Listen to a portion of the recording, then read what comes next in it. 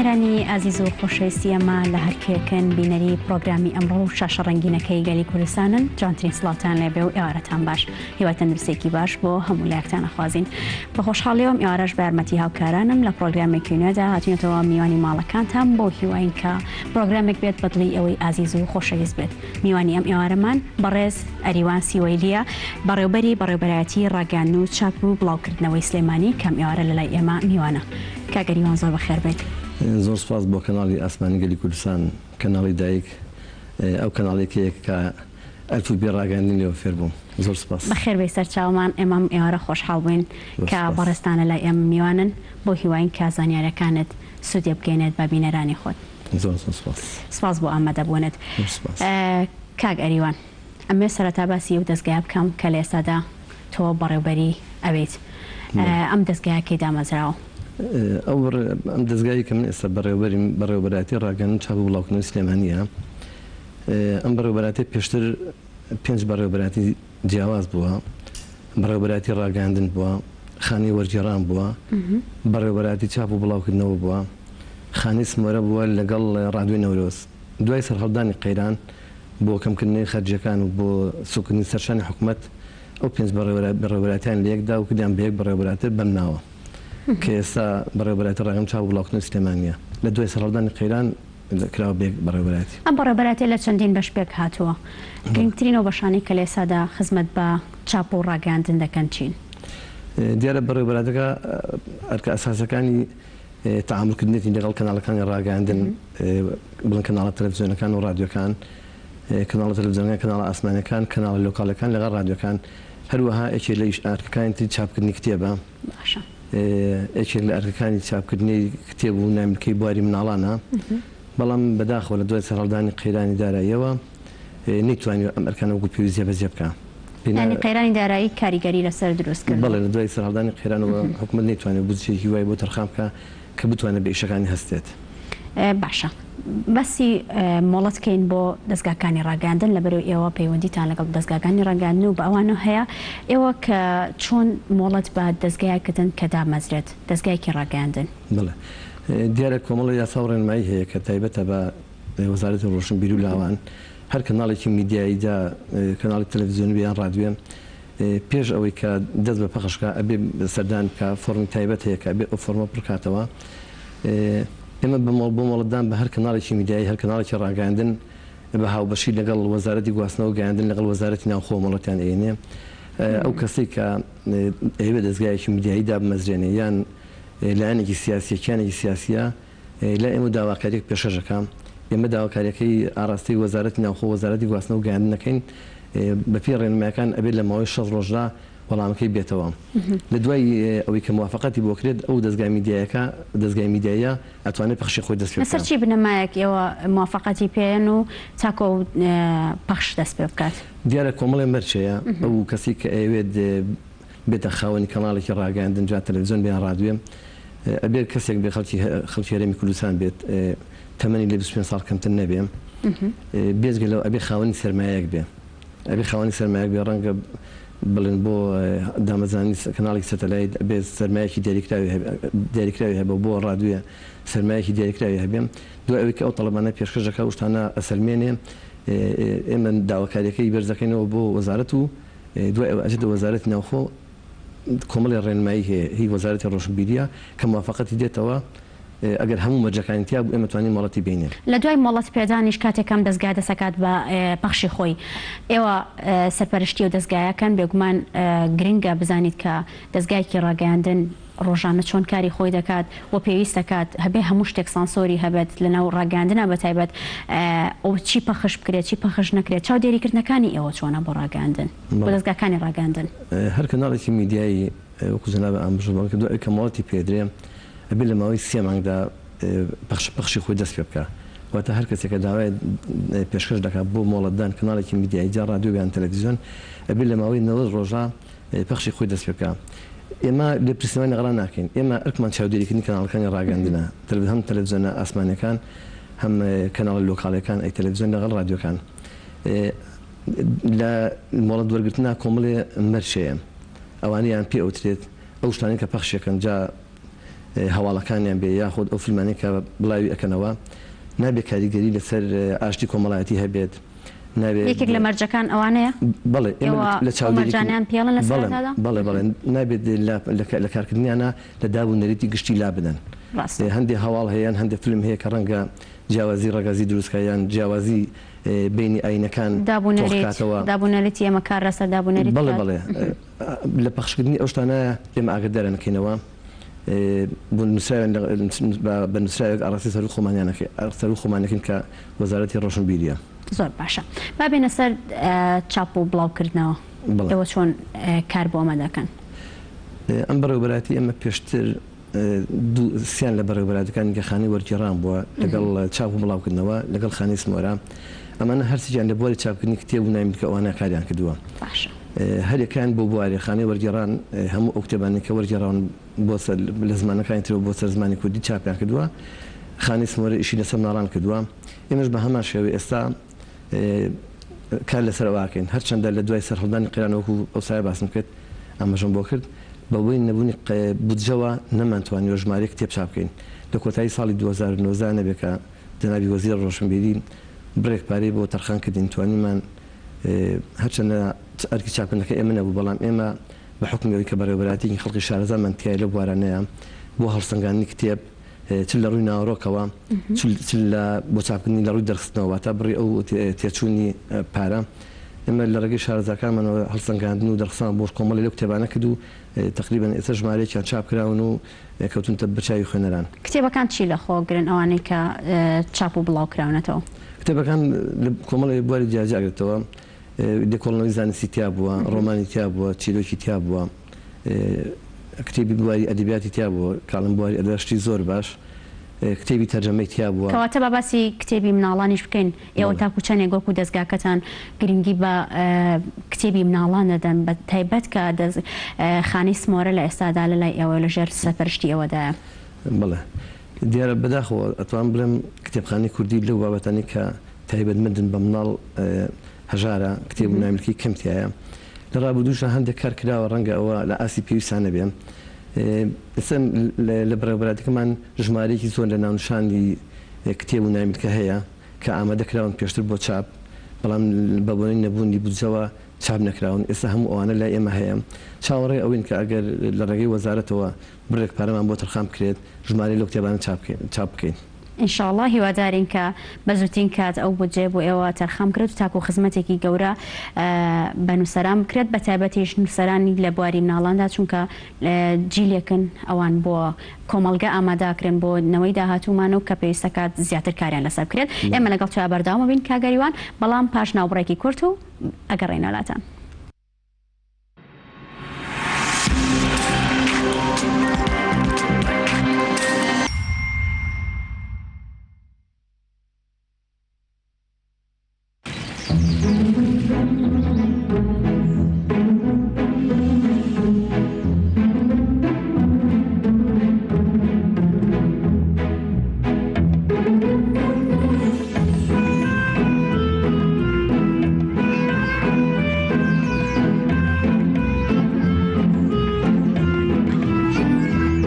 بەرزایەکانی سلێمانی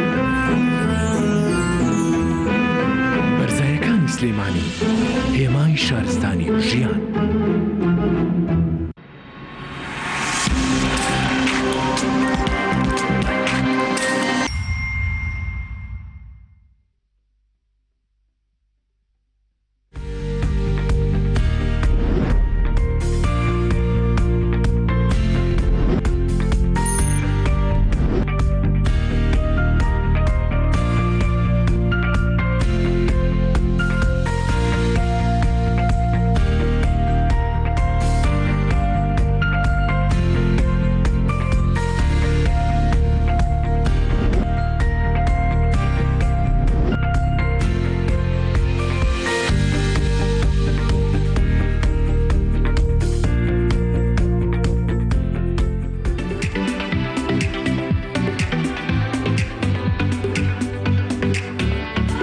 دووبارە سڵاتان لەبێت ئێمە بەردەوامە بین لەگەڵتانە دەچمە لای میوانەکەم کاگەریوان کاتێکەوە کتێبێک چاپ دەکەن و بڵاوی دەکەنەوە لەسەر چی بنەمایەک ئەم کتێبە چاپ دەکەن بەداخەوە لەم ئێستا ڕەنگە ڕۆژانە ژمارەی زۆر کتێب لە ناو شاری سلێمانی و لە هەموو شارەکانی هەرێمی کوردستانە بڵاو کرێتەوە بەڵام تا ڕادێک ڕەنگە سانسۆری ئەوە نەبێت کە کتێبێک ئەگەر لە ئاستی پێویستان نەبێت لە ڕووی ناوەڕۆکەوە لە ئاستێکی باشدا بڵاو ئەکرێتەوە بەڵام ئێمە وەکو بەڕێوەبەرادەی خۆمان ئەو کتێبانی کە ئەو نووسەرانی کە ڕوو دەکەن ئێمە بۆ چاپکردنی کتێبەکانیان ئێمە لیجانی تایبەتمان هەیە کۆمەڵی خەڵکی شارەزای لە بەڕێوەبەرادەکەمان هەیە ئەمانە خەڵکی شارەزایی ئەو بواران ساڵانی زۆر لەو بوارانە کاریان کردووە ئەزمونێکی زۆریان هەیە لە ساڵان ڕابردووە زۆرینی ئەو کتێبانی کە لەلایەن حکوومەتەوە چاپکراوە هاتووە بەرزی ئەمان هەر بەرهەمێک کە دێتە لای ئێمە کتێب بێ یا گۆڤاری دابێت بە مناڵان بێم ئەو خەڵکە شارەزانە ئەیبینن دوای ئەوەی کە کتێبەکە هەمووی ئەخوێنەوە لە ڕووی ناوەڕۆکەوە هەرچی گرفتێکی هەبێ نووسەرەکەی لێ ئاگادارەکەنەوە لە دوای ئەوە ئێمە بڕیار لەوە ئەدەن کە ئەو کتێب بە چاپ بگا هەروەها لە ڕووی دەرخستاواتە لە بڕی تێچوونی کتێبەکانەوە ژمارەی لە نووسەرانە خۆیان پێشەوەی کە بیهێن بۆ لای ئێمە دەرخستەی بووەکەن بەڵام ئەو ئێمە لای خۆمان شارەزاکان شارەزایشیان لەو بوارە هەیە لای خۆیان هەڵسەنگاندنی بۆکەن بە پێی قەبارەی کتێبەکە لەو ڕۆژەوە بە هەمان شێوە هەڵسەنگاندنی بۆکەن ئەو کاتە بڕیار لەسەر چاپکردنی کتێبەکە ئەدەن یعنی بە چەند فلتەرێک تێپەڕێت ئەو کاتە بڕیاری چاپکردنی ئەدرێم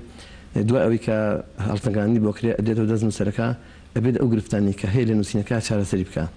لە دوای ئەوەکە ئێمە موافقەتی بۆکەن بە نووسراوی ڕسمی شوێنی ئاگاداریەکەین لە دوای لە چاپدانی ئێمە بەرپرسینەوە لە بڵاوکردنەوەی لە دوای بڵاوکردنەوەی بەرپرس نابن ئێمە هەڵسەنگاندنی بۆکەن بەڵام بەداخەوە ئێمە حکوومەت خۆی دەستگای چاپکردنی نییە بۆ ئێمە لێسا ئەو کتێبانی کە دێتە لای ئێمە تەنها وەکو ئاماژەم بۆ کرد هەڵسەنگاندنی بۆکەن لە ڕووی ناوەڕۆکەوە نووسەرەکان زۆرینە ئەسن خۆیان لە دەرەوە چاپیەکەن ئەو ویستم پرسیاری ئەو بکەم بۆچی زۆرێک لە نووسەران ڕوو لە دەرەوەی هەرێم دەکەن یاخۆ دەرەوەی وڵات بۆ چاپکردنی کتێبەکانیان هۆکار چییە؟ ڕەنگە بەشێکی علاقی بۆەوە بێت کە ئێستا حکوومەت ئەرکی چاپکردنی پێ ناگرێتە ئەستۆ بە بۆنەی نەبوونی پارەوە بۆیە بەتایبەتی لە هەندێک وڵاتانی دەوروبەر ئەرکی چاپکردنی کتێب لێرە ڕەنگە تێچوونێکی کەمتری تێبچێ لەبەر ئەوەیە کە ڕوەکەنە دەرەوەی هەرێم بەڵام لێرەش لە ناو لە شاری سلێمانیا ژمارەی زۆر دەستگای چاپکردن هەیە ناوەندی بڵاوکردنەوەی کتێبەیە ئەوان ئەتوانن بە کوالیتێکی زۆر باش کتێب چاپکەن بەڵام نووسەرەکان خۆیان ئازادن لەوەی کە کتێبەکانیان لەکوێ چاپەکەن ڕەنگە هەر لەبەر ئەوە بێ کە بچنە دەرەوەی هەرێم کتێبەکانیان چاپکەن دوجار خۆیان ئازادن و لەسەر چی بنەمایەک بەر لەوەی کە بچینە سەر وردەکاری دووبارە دەستگاکەتان وەکو بەڕێبەراتەکەتان ئیشوکاری نوێتان و پلانتان پێم خۆشە باسی ڕادیۆ بکەم کە ڕادیۆی نەورۆزە پێم وایە بە ئێستا هاتووە ناو دەستگاکەتانەوە کە ماوەی چەند ساڵێکە بەداخەوە پەخشی ڕاگیراوە لە ئێستادا پێم وابێت کاری بۆکەن بۆ دووبارە دەستپێکردنەوەی پەخشی ئەو ڕادیۆیەک باسێکی ئەومان بۆ بکەم ڕادیۆی نەورۆز یەکەم جار ڕادیۆی هەرێم بوو دواتر ناوەکەی گۆڕا بە ڕادیۆی نەورۆز ئەو ڕادیۆش لە دوای ئەو گۆڕانکارانە هەر ناو بەڕێوەبەراتی ئێمەیە ساڵانێکە پەخشەکەی ڕاگیراوە ئێمە لێسەر لە هەوڵی ئەوە داین کە لە ڕێگەی وەزارەتەوە بودجەیەکی بۆ تەرخان بکەین ڕادیۆکە ئێستا ستافی تەکنیکی حازرا پامنێر و ئەوانە هەموو شتێک ئامادەیە دوو ستودیۆمان بۆ حازر کردووە هەموو شتێکمان ئامادەکاری تاومان بۆکتۆ بووی کە پەخشی ڕادیۆکە دەست پێ بکەینەوە لێسەر لە گفتوگوهای لەگەڵ وەزارەتە کە هاوکاریمان بکەن لە ڕاستیە ڕادیۆی نەورۆز ڕادیۆیەکی گرنگە ئەتوانین لە ڕێگەی ئەو ڕادیۆیەوە کۆمەڵی کاری باش ناو شاری سلێمانیا بکەین ڕادیۆکە گرنگی بە چیەدات ناوڕۆکی ڕادیۆکە ناوڕۆکی پەخشی ڕادیۆکە گرنگی بە چیەدات ڕادیۆکە ڕادیۆی نەورۆز ناو شاری سلێمانیا پەخشەکە وەک جەناب زانیت سلێمانی شاری ڕۆشنبیریە پایتەختی ڕۆشنبیریە لە ساڵی ڕابردوو هەڵبژێرا وەکو شاری ئەدەب هەڵبژێرا ڕادیۆکە ئێمە کارکردنی لە بواری کەلتوری وای ڕۆشنبیریە هەبێن مەبەستمانە لەو بوارانە ئیشکەین ڕۆژانە لەم شارە چەندین چالێکی بواری ڕۆشنبیری و کۆڕ و کۆبنەوە ئەکرێت چالێکی کەلتوری ئەکرێن بەتایبەتیش ئەو ئەرکێکە لەسەر شاری سلێمانیا با شاری ڕۆشنبیری هەڵبژێردرا لە 2009دا ئەرکەکەی قورستر کرد پێویستەکات کە گرنگی تایبەتری پێ بدرێت مەبەستمانە لە ڕووماڵکردنی ئەو چالێکی کەلتوری ڕۆشنبیرەکان لەو بوارانە کار بکەین لێرە ئەو دەستگانی کە کارەکەن هەم ڕادیۆکان هەم تەلەڤیزیۆنەکان زۆرینیان یا هی حکوومەت نیای حیزبەکان یا هی کۆمەڵی کەسایەتین هیچێکی لەوانە هی حکوومەت نین کە بتوان ڕووماڵی چالاکی کەلتوریەکانی حکوومەت بکەن یا ئەوی کە ئەو مەسا فەرمانگە حکوومەکان ئەیکەن ڕووماڵی ئەو چالاکیان بکەن ئێمە ئامانجوانە ڕادیۆکە بخینەوە گەڕ بۆ ڕووماڵکردنی ئەو چالاکیانە بەنیازن کەی دەست پێ بکەن وڵا چاوەڕێ ڕەزامەندی سەر و خۆمان هەر کات ئەوان ینی ئامادەیە هەموو شتێک ئامادەیە بەس ڕزامەندیگومان لەگەڵاکردون چاوەڕێ وەڵامی بەڕێزیان ئەگە وەزارەت موافقاتکە ئێمە ڕەنگە ڕادیۆکە هەموو شتێکی ئامادەیە تەنها بڕیارێکی ئەوان و تەرخانکردنی بودجەیەکی کە دەست پێ بکاتەوە پێکمان بۆ هیواین کە بە زووترین کات ببینین کە دەستکاتەوە بە بەخشی خۆی کاگەریوان تۆ کە لە ئێستادا بەڕێوەبەری ئەو بەڕێبەرایەتی کار و پرۆژەی نوێی تۆ چییە خۆت پلانی تۆ چییە بۆ دەستگاکە ئەتەوێت چی نوێ بکەیت بۆ نووسەران بۆ ڕاگەیاندکاران یاخود بۆ دەستگاکانی ڕاگەیاندن پلانی نوێتان دیارە ئێمە لە بەڕێوەبەرایەتیە لە ڕووی ئیداری و ئیشوکاری ئیداریەکان ئەو کۆمەڵی بەشی تایبەتمەندی خۆی هەیەکە یەکێک لەو کارانی کە لە ساڵی ڕابردووە کردومانە بەشێکمان کردوتە بە ناوی ئامار و زانیاری ئەم بەشە ژمارەیە کارمەندی شارەزای بواری کۆمپیوتەر و ئەوانە کاری تیاکەن ئێمە توانیمانە وە کاری ئیداری دۆسیەی کەسی هەموو فەرمانبەرەکانمان بە ئەلکترۆنی بکەن ڕەنگە لە ژدۆرینی فەرمانگەی حکوومەتە دۆسیەی کەسی دۆسیەکی هەستیارە هەر نووسراوێک لەو دۆسیە ون بێگرفت بۆ فەرمانبەرەکان مەبەستان چییە لە دۆسی کەسی بۆ ئەوەی دۆسی فەرمانبەران لە ونبوونی هەر یعنی ئەو فەرمانبەرانی کە ناو دەستگاکەدا کارەکات بەڵێ بۆی دۆسیەکانە پارێزراوە بێ ئێمە هەموو ئەوانە بە ئەلکترۆنی کردووە لەناو کۆمپیوتەرەکان لە چەند شوێنە خەزممان کردووە بۆی دۆسی فەرمانبەرەکان لە فەوتان پارێزراوە بێن جگە لەو هۆبەیە ئێمە هۆبەیەکترمان کردووە بە ناوی چاودێری و کۆنتڕۆڵ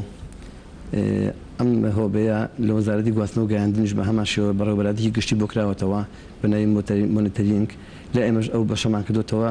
بۆ چاودێریکردنی کەناڵەکان لە هەر حاڵەتەکە کەناڵێکی میدیایی کەناڵی تەلەڤیزیۆنی یان ڕادیۆکان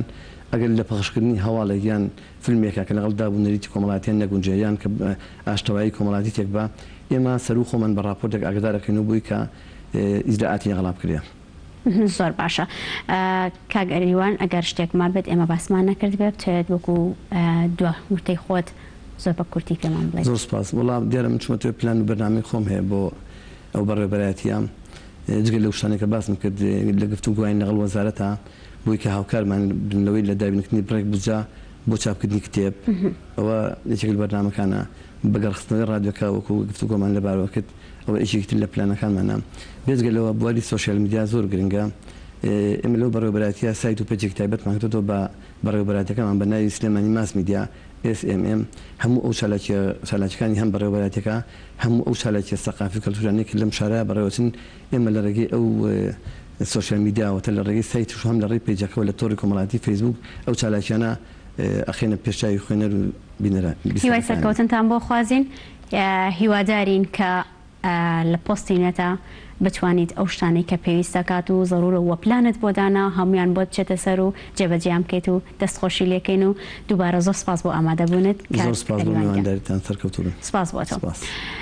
کنێر عەبدوڵڵا لە نوێترین بڵاوکردنەوەی خۆیدا کتێبێکی بە ناوی گۆشەنیگاکانم بڵاو کردەوە لە هۆڵی مۆزەخانەی سلێمانی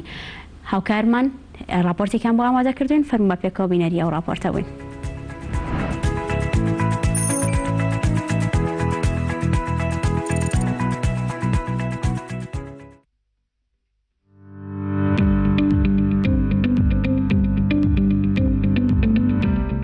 کافێنێتی ئەم نەسوورەکەیە لە شاری سلێمانی ژمارێکی بەرچاو لە نووسەران و ڕۆشنبیرانی ئەم شارە لێرەدا کۆبوونەتەوە بە مەبەستی بڵاوکردنەوە و واژۆکردنی نوێترین کتێبی نووسەر کنێرە عەبدوڵڵا کە ستافی ڕۆژنامەی کوردستانی نوێ هەستاون بە ئامادەکردنی ئەم کۆڕە و چاپکردنی کتێبەکەی. بەڵێ ئەم بەرهەمە کە بە کتێبی گۆشەنیگاکانمە بەرهەمێکە کە لەلایەن کوردستانی نوێەوە چاپکراوە لە سێ بەشی دیاریکرا و ڕەهەندی جیاجیای وتارەکانە خۆی ئەبینێتەوە کە هەر وتارەی لە نێوان 1500 بۆ 2500 وشەیە توانم بڵێم نیشەلی کۆڵینەوەیەکە بۆ خۆی کە لە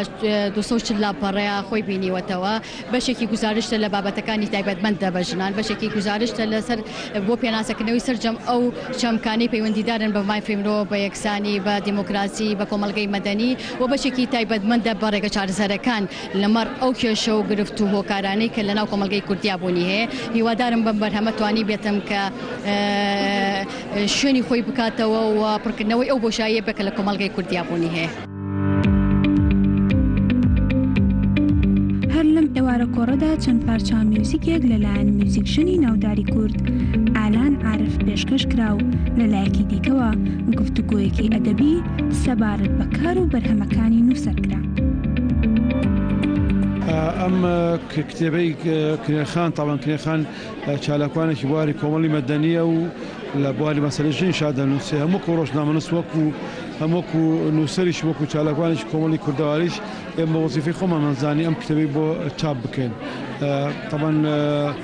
بەرهەمەکەی بریتێ لە کۆمەڵێ لێکۆینەوە و نووسین کە پێکەوە وەکو یەک پاکێج خەمەکانی مەسەلەی ژن، خەمەکانی مافی مرۆڤ، خەمەکانی مەسەلەی ئازادیەکان دەردەبرێەوە. من پێم وایە کتێبێکی شایانی خوێندنەوەیەوە دیواداریشم کە خوێنرانی بەرهەمەکانی کنێرخان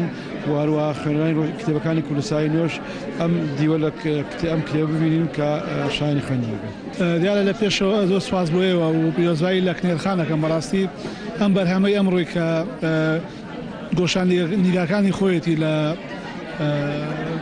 بۆچوون و لە کۆمەڵێک وتارەکە لەو کتێبایە کۆکراوەتەوە دیارە کنێرخان بەڕاستی بەپێی ئەزمموی خۆی بە تایبەت لە بواری مافەکانی ژنان یان جێندەر ئەمانە دیارە شارەزایکی باشی هەیە، ئەزممونێکی باشی هەیە. بۆیە تەسەوڕم وایە ئەو کتێبی کە ئەبێت هیچێک لە سەرچاو باشەکان بەڕاستی لەو بارەیە کە چەندین بابەتی پشتی بەسووە بە توێژینەوە و بە بابەتی زانستی بە سەرچاوە بۆ وتارەکانی کە هەمووی کۆمەڵە زیاد لە 20 وتاری دوور و درێژە وتارەکانی هەموو چێتە خانەی لێکۆڵینەوەیکی کورد کە هۆش بەڕاستی جێگای تێرامان و یان خوێندنەوەی خوێنەرانە بە تایبەت توانم بڵێم لە توێژی یان لە ڕەگەزی مێ ینی تەرکیز بکەنە سەر کە بزان ئافرەتێکەیە بەو شێوە بۆ سەقافەتە جوانە ئەنووسێت کەەوەش بەڕاستی جێگای دەستخۆشیە.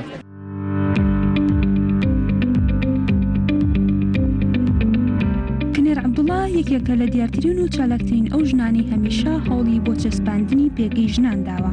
لە ساڵی 1990ەوە بێدابڕان لە یەکێتی ژنانی کوردستان کار دەکات و لە ساڵی 2001ەوە دەستی کردووە بە نووسین و خاوەنی 100 وتار و بەدەیان توێژینەوەیە و خاوەنی 15 کتێبی چاپکراوە کە دوایینیان کتێبی گۆشەنیگاکانمە و ئەمڕۆ پێشکەشی خوێندرانی دەکات. ژین عەبدوڕەحمان، گەلی کوردستان، سلێمانی.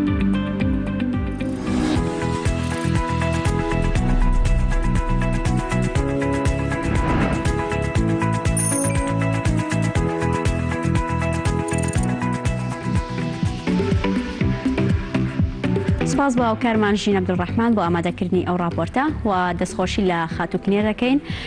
بۆ ئەو کتێبە جوانەی و هیواد خوازین کە بەردەوام بێت لەسەر بڵاوکردنەوەی کتێبینێ و سپاس بۆ سپۆنسەری جلوبەرگەکانم کارزێت ئێژمۆدەیە لە گەڕێکی ئاشتی خوارشیرینی تابان سەردانیام کان جلوبەرگی زۆر تایبەتیان هەیە و سپاس بۆ ئێوەش کە هەتاکوی ئێستا بینەرمان بوون هەتاکوی ئێوارێکی دیکە بە دیداری ئێوەی ئازیز و خۆشەویست شادەبینەوە ئێوارێکی شاد.